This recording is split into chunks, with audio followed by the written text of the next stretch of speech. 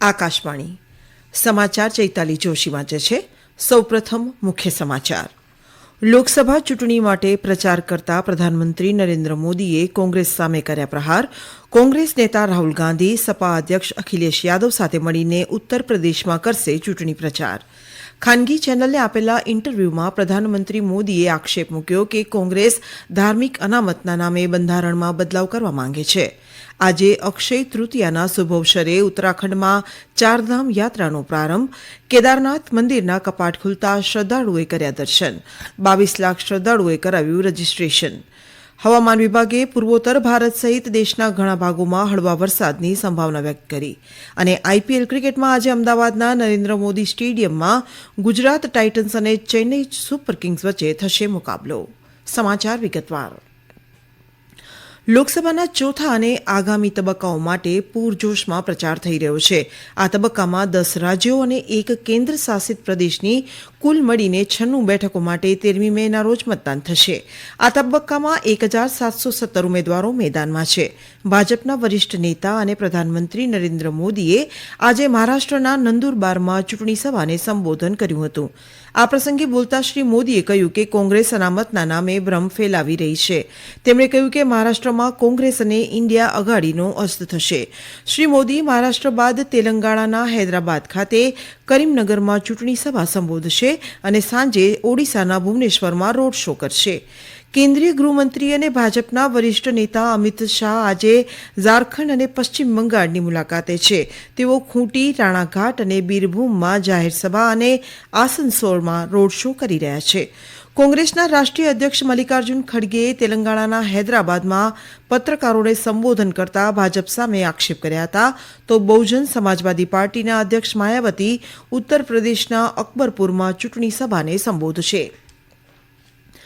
લોકસભા ચૂંટણી માટે પ્રચાર વેગવંતો બન્યો છે. વિવિધ પાર્ટીઓના સ્ટાર પ્રચારકોએ ઉત્તર પ્રદેશના વિવિધ મત વિસ્તારોમાં મતદાતાઓને રીઝવવા પ્રયાસ કરી રહ્યા છે. આજે સમાજવાદી પાર્ટીના અધ્યક્ષ અખિલેશ યાદવ અને કોંગ્રેસ નેતા રાહુલ ગાંધીએ કનોજમાં ચૂંટણી સભાને સંબોધતા ભાજપ સામે આક્ષેપ કર્યા હતા. રાહુલ ગાંધીએ કહ્યું કે ઉત્તર પ્રદેશમાં ઇન્ડિયા ગઠબંધનનું તોફાન આવી રહ્યું છે. શ્રી ગાંધી કાનપુર તેમજ લખનૌમાં ચૂંટણી સભાઓ કરશે.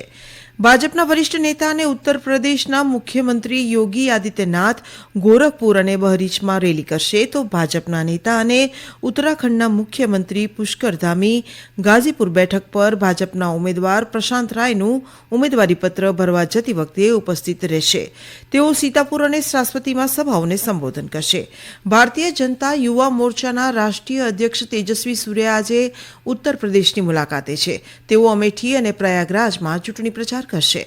દરમિયાન ઉત્તર પ્રદેશમાં જાણીતા નેતાઓ આજે ઉમેદવારીપત્ર ભરવા જઈ રહ્યા છે. જેમાં કોંગ્રેસના પ્રદેશ પ્રમુખ અને વારાણસી બેઠક પરથી ઉમેદવાર અજય રાય, કેન્દ્રીય મંત્રી અને ચંડોલીથી ભાજપના ઉમેદવાર ડોક્ટર મહેન્દ્રનાથ પાંડે, ગાઝીપુરથી ભાજપના ઉમેદવાર પારસનાથ રાય, બલિયાથી નીરજ શેખર ઉમેદવારીપત્ર ભરશે.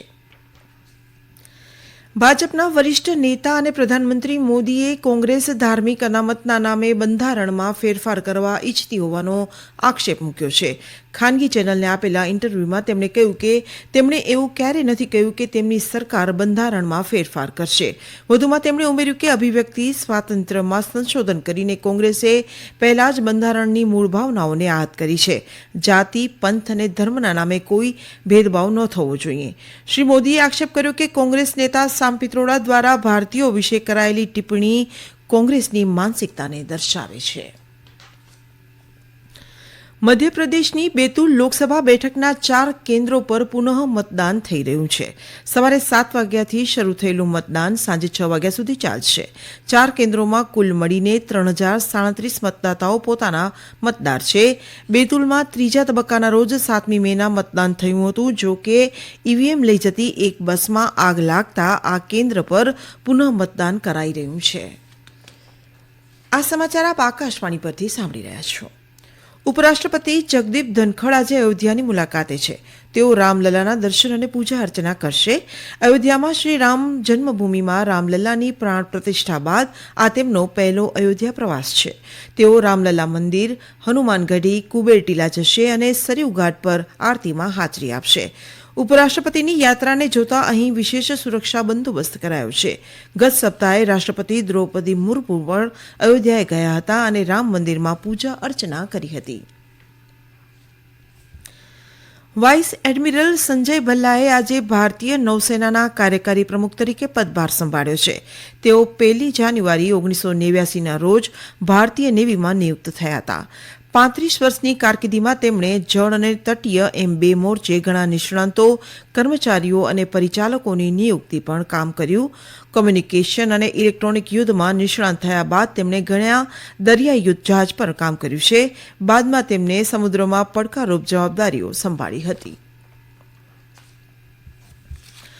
પ્રધાનમંત્રી નરેન્દ્ર મોદીએ અક્ષય તૃતીયાના અવસર પર દેશવાસીઓને શુભેચ્છા પાઠવતા એક સોશિયલ મીડિયા પોસ્ટમાં આશા વ્યક્ત કરી કે આ શુભ અવસર લોકોને દાન માટે પ્રોત્સાહિત કરશે, દરેકના જીવનમાં નવી ઉર્જા અને ઉત્સાહનો સંચાર કરશે. પ્રધાનમંત્રી નરેન્દ્ર મોદીએ બસવ જયંતિના અવસર પર જગતગુરુ બસવેશ્વરને શ્રદ્ધાંજલિ આપતા કહ્યું કે જગતગુરુ બસવેશ્વરના આદર્શ વિચારો લાખો લોકોના જીવનને ઉજ્જવળ બનાવે છે. જમ્મુ અને કાશ્મીરના લેફ્ટનન્ટ ગવર્નર મનોજ સિંહાએ ભગવાન પરશુરામ જયંતિ અને અક્ષય તૃતીયાના શુભ અવસર પર કેન્દ્ર શાસિત પ્રદેશના લોકોને હાર્દિક શુભેચ્છાઓ અને શુભકામનાઓ પાઠવી છે. એક સંદેશમાં તેમણે કહ્યું કે આ શુભ દિવસ બધા માટે શાંતિ, સમૃદ્ધિ અને ખુશીઓ લાવે. ભારત અને બ્રિટન વચ્ચે વ્યાપક વ્યૂહાત્મક ભાગીદારી અને વૈશ્વિક સુરક્ષા પડકારોને મજબૂત કરવા ગઈકાલે નવી દિલ્હીમાં મંત્રણા થઈ હતી, જેમાં ભારતના રાષ્ટ્રીય સુરક્ષા સલાહકાર અજીત ડોભાલે તેમના યુકેના સમકક્ષ ટીમ બેરો સાથે બેઠકની સહ-અધ્યક્ષતા કરી હતી.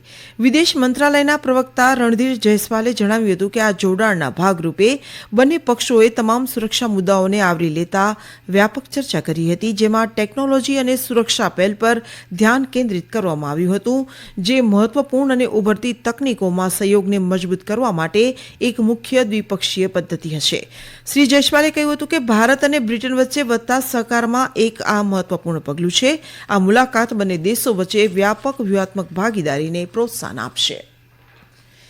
કેરળમાં એર ઇન્ડિયા એક્સપ્રેસ અને કર્મચારીઓ વચ્ચે સમજૂતી છતાં રાજ્યના 4 આંતરરાષ્ટ્રીય વિમાન મથકોએ ખાડી દેશો માટેની ફ્લાઇટ સતત ત્રીજા દિવસે રદ થઈ હતી. આજે સવારે નિર્ધારિત દમમ અને મસ્કત માટેની ઉડાન કોચી એરપોર્ટ પર રદ થઈ હતી, જ્યારે કે દુબઈ, દોહા અને અબુધાબી માટેની ફ્લાઇટ રાબેતા મુજબ છે.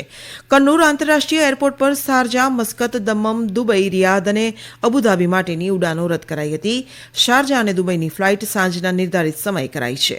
તિરુવનંતપુરમથી મસ્કત અને દોહા માટેની આંતરરાષ્ટ્રીય ફ્લાઇટ રદ થઈ છે, તો કલિકટ એરપોર્ટ પર 5 આંતરરાષ્ટ્રીય ઉડાનો રદ કરી દેવાઈ હતી. ચારધામ યાત્રાનો આજથી પ્રારંભ થયો છે. ઉત્તરાખંડમાં વિશ્વ પ્રસિદ્ધ યાત્રાધામ કેદારનાથ, ગંગોત્રી અને યમનોત્રીના કપાટ આજે શ્રદ્ધાળુઓ માટે ખોલવામાં આવ્યા છે. આ શુભ પ્રસંગે ત્રણેય યાત્રાધામોને ફૂલોથી સજાવવામાં આવ્યા છે. ચારધામ યાત્રા માટે અત્યાર સુધીમાં 22 લાખથી વધુ શ્રદ્ધાળુઓ નોંધણી કરાવી ચૂક્યા છે. યમનોત્રી માટે 3,44,000થી વધુ અને ગંગોત્રી માટે લગભગ 3,92,000 શ્રદ્ધાળુઓએ નોંધણી કરાવી છે. કેદારનાથ ધામ માટે 7,08,000થી વધુ, બદ્રીનાથ ધામ માટે લગભગ 6,60,000થી વધુ શ્રદ્ધાળુઓએ નોંધણી કરાવી છે. દરમિયાન કેબિનેટ મંત્રી ડોક્ટર પ્રેમચંદ અગ્રવાલે ચારે ધામ માટે 135 બસો રવાના કરી હતી. આ બસોમાં 4,000 શ્રદ્ધાળુઓ પવિત્ર સ્થળના યાત્રા કરશે. 12મી મેના રોજ ભગવાન બદ્રી વિશાલના કપાટ ખુલશે.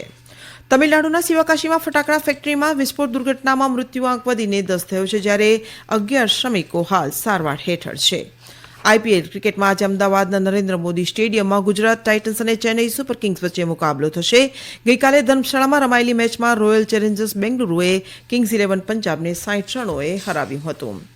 રાજસ્થાનમાં આજે પણ હીટવેવની સ્થિતિ યથાવત રહેવાની શક્યતા છે. હવામાન વિભાગે રવિવાર સુધી ગુજરાતમાં ગરમ અને ભેજવાળા પવનની આગાહી કરી છે. હવામાન વિભાગે વધુમાં જણાવ્યું છે કે આજે પશ્ચિમ બંગાળ, સિક્કિમ, બિહાર, ઓડિશા અને ઝારખંડમાં ગાજવીજ અને વીજળીના ચમકારા સાથે વરસાદ પડવાની સંભાવના છે.